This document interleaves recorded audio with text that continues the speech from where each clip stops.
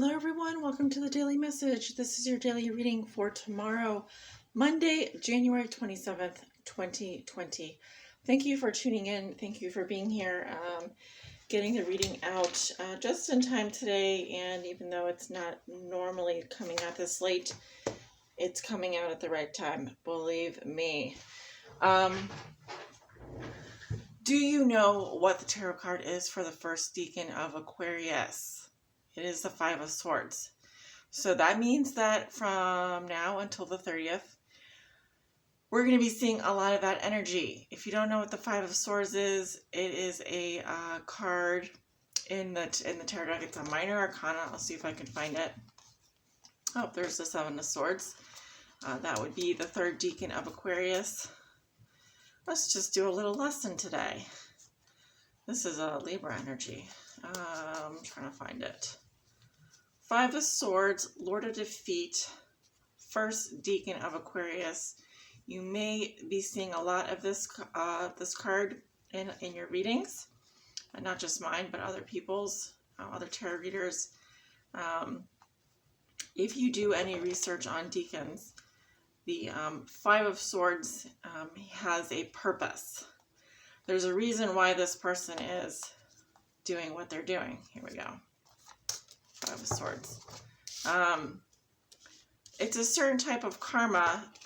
The Aquarius that has their birthday in the first decan of Aquarius. It's a certain type of karma. And so everything that they fight for, their ideas, their vision, obviously originates in the mind and is also everything that they fight for has to be hard won because of the placement of the stars in this decan. It's right in the eagle. It's like the arrow that goes through the eagle, the arrow that goes through the eagle and the goat. So the type of karma that this person has, though they may be visionary, though they may have very strong ideals, often is this type of a person that is an outsider. They kind of are the type of person you either love or hate. They're the kind of person that at their best would come off as kind of brassy and cold. And that's usually in their later years because they've had to endure a lot. They've had to endure a lot. So Five of Swords here, there is a karma behind this card. There is a reason for it. It's not the most pleasant energy, though. Let's face it. It's not the most pleasant energy. But when we're fighting for a vision, when we're fighting for an ideal, when we've been up against a lot of naysayers, or when we've been continuously kind of heartbroken, or been made to do things that have had to serve other people for many lifetimes, whether that's through servitude or through just other people harnessing our power or harnessing their power for their own good, then it's likely that in this lifetime, if you are an Aquarius born in the first decan, you use that Five of Swords energy to swiftly defeat your opponent and at all costs, to win at all costs, which is the true meaning of that card, is to win at all costs, even if it means that you have to lose some along the way.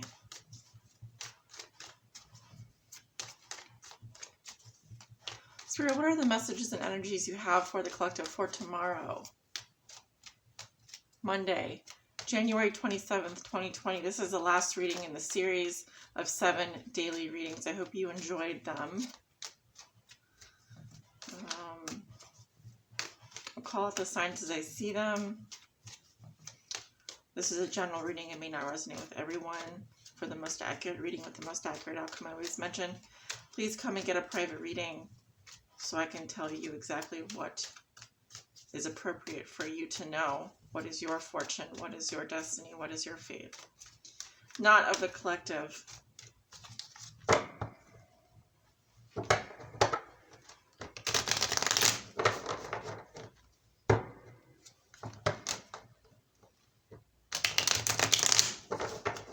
Monday, January 27th, 2020.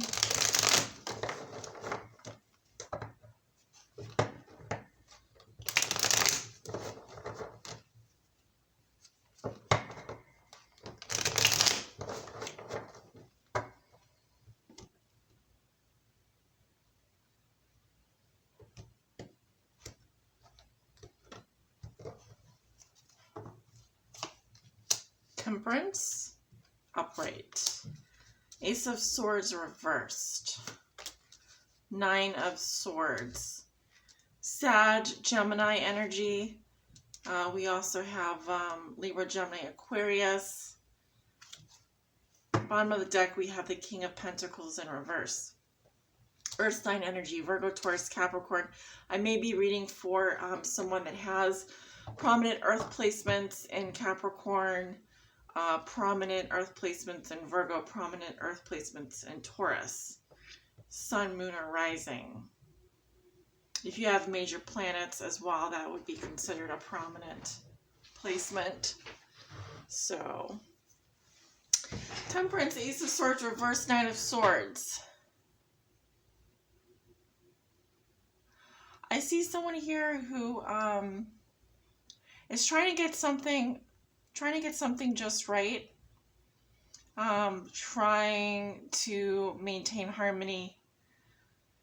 Often when I see Temperance, it's almost like a warning sign. I've seen it a lot where people who have anger management issues or people who are just trying to keep their cool. Temperance is saying everything in moderation, easy now, easy now. Notice how Archangel Michael, Archangel Gabriel, dipping the toe into the water here. Things tend to be lukewarm. Things tend to be so-so. It is about maintaining balance and harmony. I believe we have Is it Mars in Sagittarius right now? Or is Mars in Capricorn? What? We had something just leave Sag. But I could be reading for Sagittarius, of course. Ace of Swords reversed is about some sort of not knowing the truth about something, really not being able to perceive or cut away something that needs to go, not being able to think clearly or to even know clearly. The actual meaning is the truth is not known, or someone is not talking, someone is holding their tongue, or someone can't talk right now, or someone can speak right now.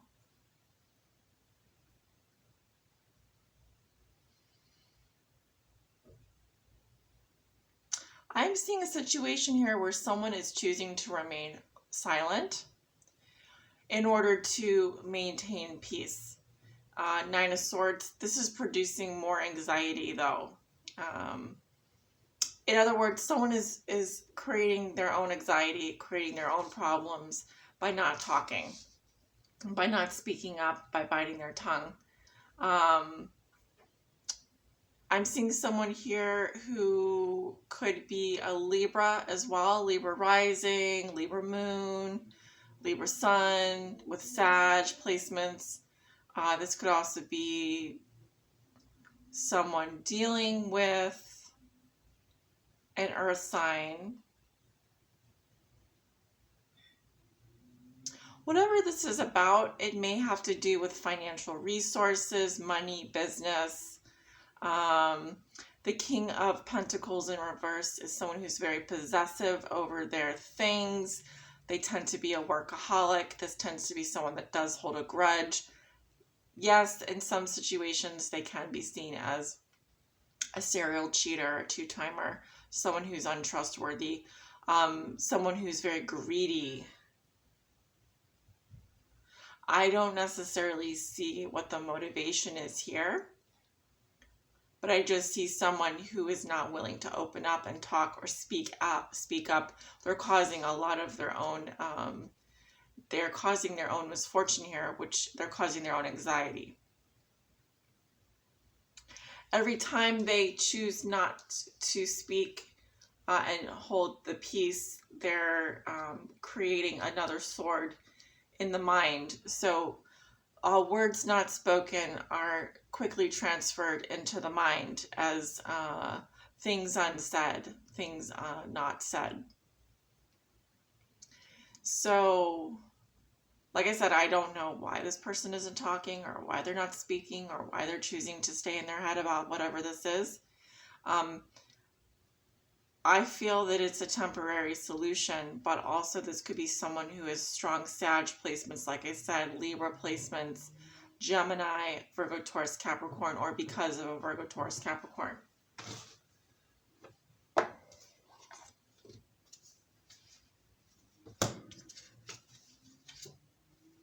All right, so let's go ahead and pull an oracle message from the Wisdom of the Hidden Realms. I forgot to tell you, I'm using this deck today and also my trusty Sharman-Caselli tarot deck. First deck I ever started reading with, so this deck is, I would say, my most accurate deck to read with. If you ever want a reading with me, you can always request a deck for me to read with. That's perfectly fine. And if you do want to request a deck to read with, this is a fantastic one to learn the tarot with as well. If you're just beginning tarot, learning the tarot, or just starting off, even reading for other people, it's a fantastic deck to work with. So let's see. Please help clarify this message.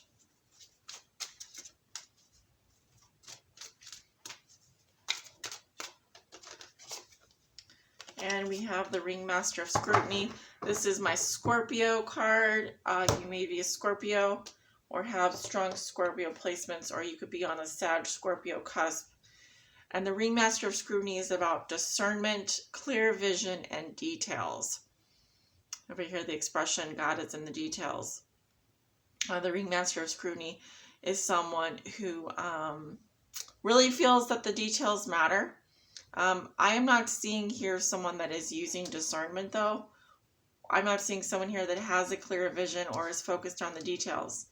I'm seeing someone here who's missing some information, or who may be in the dark about something, or who is confused, but is not asking or not speaking up, and that's a problem.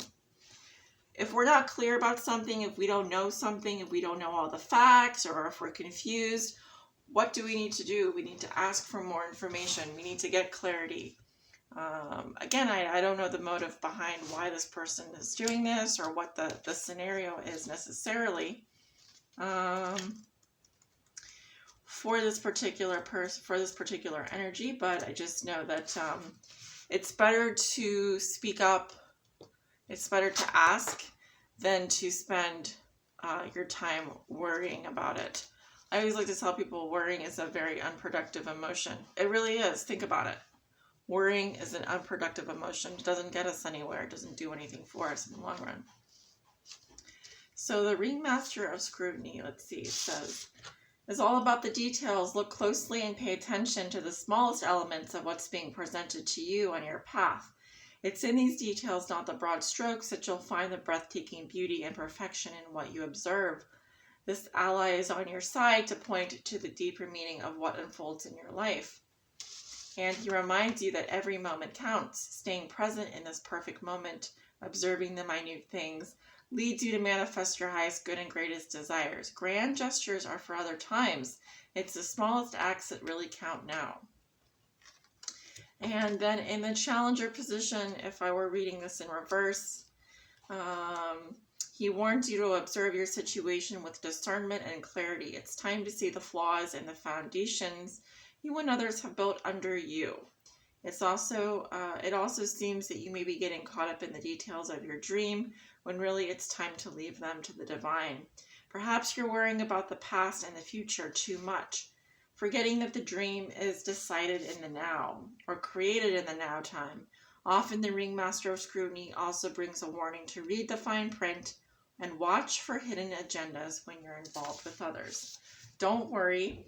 Whatever your current challenge is, things can be resolved as soon as you cultivate detachment and trust that the details will be taken care of once you turn them over to the divine. The universe has an uncanny way of self-correcting when you get out of your own way. I definitely agree with that. I'm just getting the message here. Someone is holding a grudge, but and doing a lot of unnecessary worrying because there's something that they don't know. There's information here that's missing. Again, it'll be one of the two situations. Whatever works best for you. If you feel that the worrying, like I said, is an unproductive emotion, then you need to leave this up to the divine. If you feel that there's more information that you need and you haven't been reading the fine print and you haven't been looking at the details, do that now.